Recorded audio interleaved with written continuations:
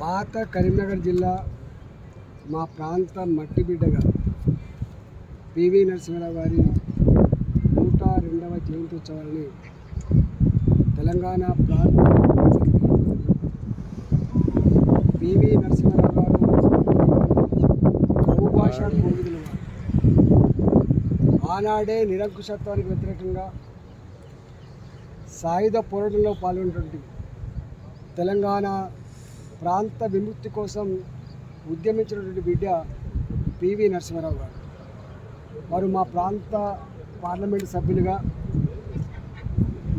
మా జిల్లాలో శాసనసభ్యులుగా ఉండి ఈ రాష్ట్ర ముఖ్యమంత్రిగా అంచెలంచెలుగా ఎదిగి దేశ ప్రధానమంత్రి స్థాయికి ఎదిగినటువంటి బిడ్డ పివి నరసింహారావు గారు.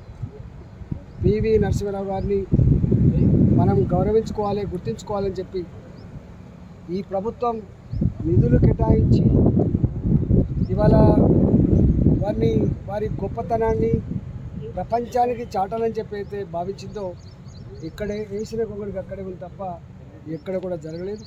ఇవాళ బంగారలో పుట్టి బంగార బిడ్డగా కరీంనగర్ బిడ్డగా ఇవాళ వారు ఇంత స్థాయికి ఎదిగి ఈ దేశానికి, దేశ ప్రజానికానికి, దేశ సౌభాగ్యం కోసం కష్టకాలంలో ఉన్న దేశ ఆర్థిక వ్యవస్థను పటిష్టం చేసి మళ్ళీ నిలబెట్టిన బిడ్డ, భారత ప్రజల ఆత్మగౌరవం నిలిపిన బిడ్డ ఇవాళ పివి నరసింహారావు గారు. వారి జయంత్యుత్సవాల సందర్భంగా వారి నివాళులు అర్పిస్తారు.